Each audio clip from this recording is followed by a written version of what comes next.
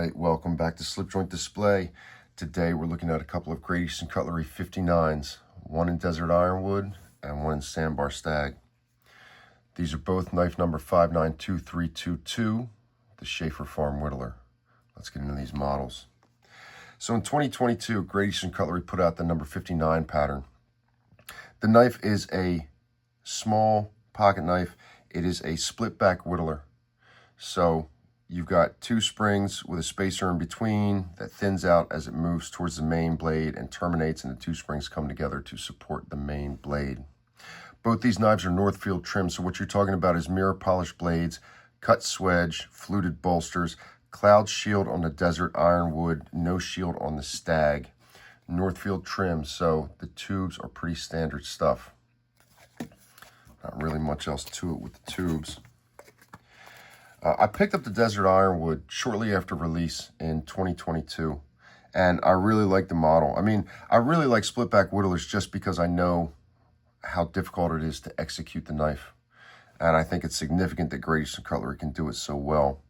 Sometime later on the secondary, I picked up the Sandbar Stag and felt pretty lucky to get it. This Stag is not exactly perfectly matched, but I still dig it. Although you can see in the purling here on the pile side that it does want to start to come out. Little bit of matching in the color there, but otherwise not exactly well matched. But it never bothered me on this. This knife was a gift. The Desert Ironwood was a gift, so it holds a lot of sentimental value to me. Main blades are on cam tangs, so no half stops. The secondaries have half stops and hidden kicks. One of the secondaries is a pen, the other one is a sheep's foot. So I've addressed split back whittlers on this channel before with the number 38 pattern, which is, at least in my mind, just a loved heavyweight pattern. You can see how they're both split back whittlers there. The 59 is on a sleeve board pattern, so the main coming out of the larger end, and this kind of, follows a recent video that I did on a 78 in white bone, talking about the argument between a sleeve board, whether a 78 is a sleeve board or a swell end jack. There's people on both sides of that argument, and I'm not going to get into it. You can have at it in the comments section if you want. But the idea being that a sleeve board pattern is when the main comes out of the larger end and the handle of the knife thins down to the bottom end, and a swell end jack is when the main comes out of the thinner end and the knife widens out as it gets towards the butt of the handle. The name of this pattern is the Shaffer Farm Whittler, and that caught my attention going into this. The Shaffer Farm was significant in Titusville history. So in 1859, Edwin Drake drilled the first commercial oil drill on Oil Creek in Titusville, PA. The Shaffer Farm was in close proximity to this location. They started drilling oil commercially, and you had demand for resources and people coming in, starting the boom towns in the area. Because of the Shaffer Farm's location, it was like a hub for all that, for things like, not just people, but things like lumber and steel coming in for more oil rigs. I'm sure the Great Eastern Cutlery looked at doing this pattern and decided to name it after the Shaffer Farm just because of the historical significance of it. The other thing that's interesting about this pattern is that, this was released in 2022, and as far as I know, this is the first release of the 59. However, the Northwoods Bear Lake came out before that, and the 59 is based off the Northwoods frame, right? So if you put them together, they're the same. the Northwoods Bear Lake being a single blade, it's, you know, I mean, after the last video on the Whitebone 78, I was kind of looking around at what I had, and this Northfield, I noticed it and I thought to myself, yeah, that's a sleeve board pattern. No argument about it. Fatter at the pivot and thins down as it gets to the bottom of the handle. I had out the 59 because of a conversation I had with a fellow. We were talking about, you know, it was another knife enthusiast, Great Eastern Cutleries, all that. And we were having a conversation about different patterns. And this individual was saying, you know, they like larger patterns. And I think we were talking about a 15, and they were saying they hadn't tried one because they thought it was a little bit small, and they prefer larger patterns.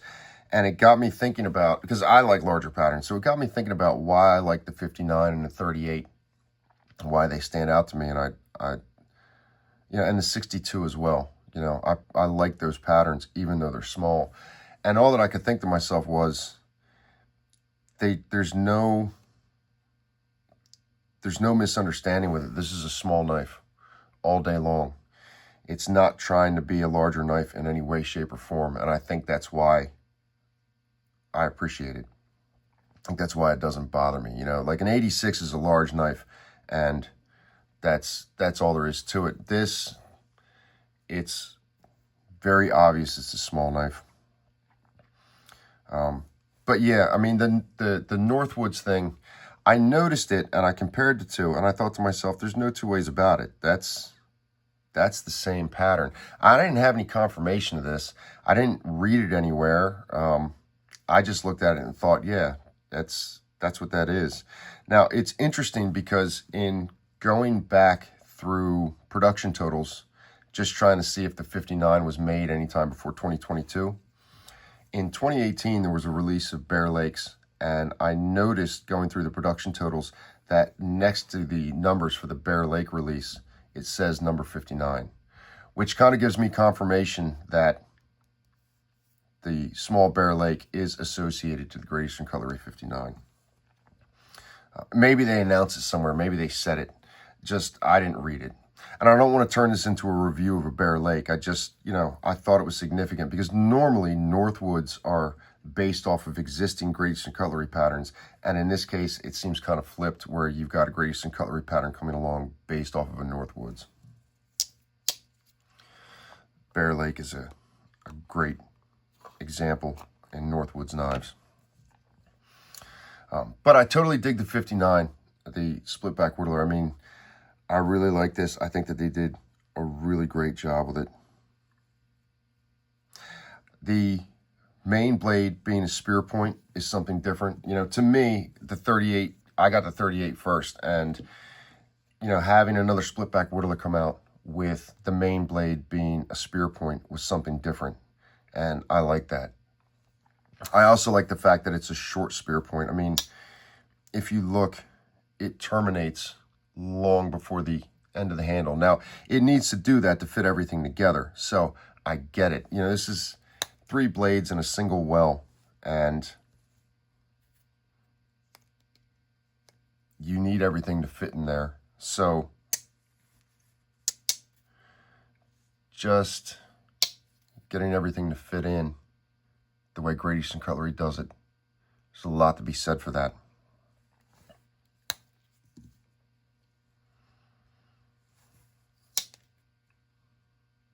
They do such a good job with these. Let's have a look around.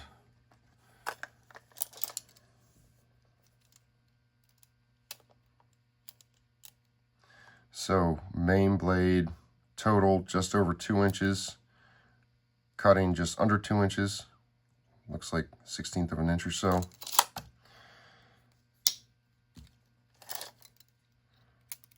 Handle wise, just over 3.5. And for our secondaries,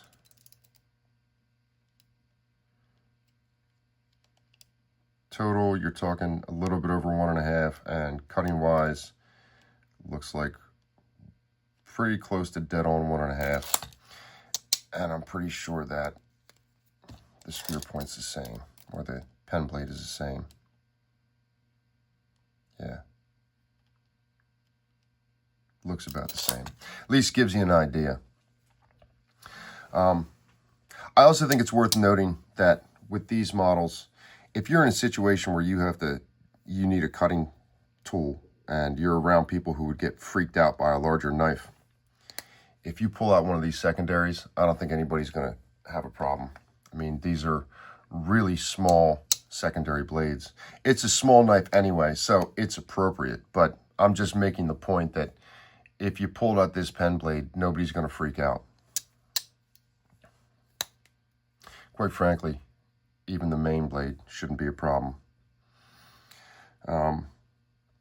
Let's see.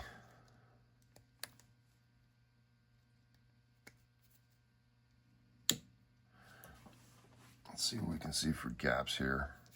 We're going to have a gap where the springs split. So then beyond that, we got a couple grains of sand. Yeah, a little bit of space there.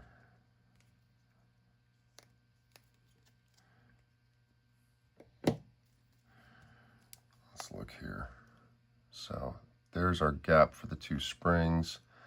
I don't really see any other gaps in there.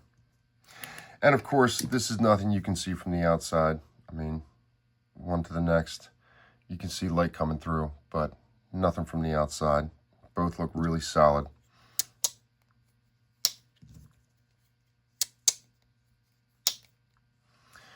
Yeah, I like the profile of this knife, and I like how busy it is here.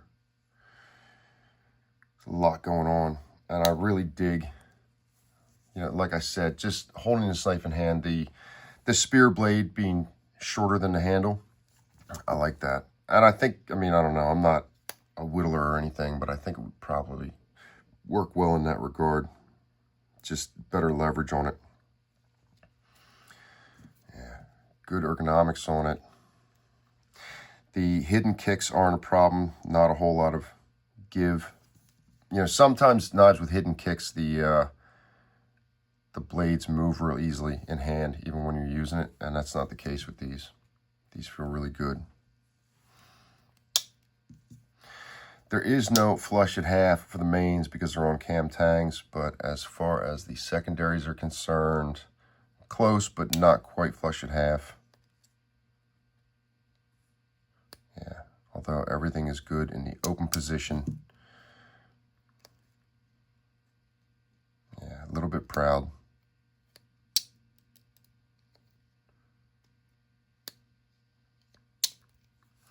The shield is good. It's like it's not there. Transitions feel good. You might be able to catch a little bit with a fingernail, but nothing on a thumb pad. The springs all look good on these. Some are flush. Some are a little bit sunk. I can dig it either way. I don't care. Yeah. The desert ironwood. I don't think it's showing up here, but the pattern, the grain pattern, that desert ironwood is nice. I wish it didn't darken, but I can dig it. And I don't mind this. Even if this was to get so dark that it came off like an ebony, I wouldn't care. Nail nicks all the way around, no long pulls, with a deep cut swedge that sits all the way back. Let's look at our tags. So billboards is just Northfield Unexcelled. GEC Carbon Titusville, PA, Northfield Unexcelled. And then I guess we'll do the pens first because it's got the start of the number 592 with nothing on the back. And then on the sheep's foot, 322. Yeah, nothing on the back. I really like how these are done. It's my understanding, I'm no cutler, but it's my understanding that split back whittlers are hard to pull off, and Great Eastern Cutlery does a good job with it. I like how this stag is uniform in its size, even if the color's not perfect. Yeah. What do you think, guys? I mean, it's interesting, you know, the link to the history of Titusville, PA, with the Shaffer Farm and all that. I can totally dig all that. I like when Great Eastern Cutlery puts a little extra into it and links it to whether it's something in American history or history of Titusville, PA. I really like that added element. And I like the fact that they're executing such a hard knife to make.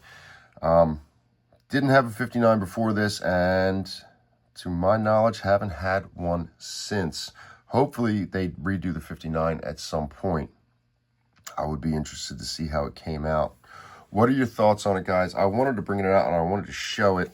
Do you have a 59? Did you have one? Is it, you know, one that passed you by? I'm sure the small knife guys love it, which I'm not a small knife guy, but I do dig this pattern. I really appreciate it on multiple levels. What are your thoughts on it? Get down in the comments. Let me know what you think, and I'll see you guys on the next video.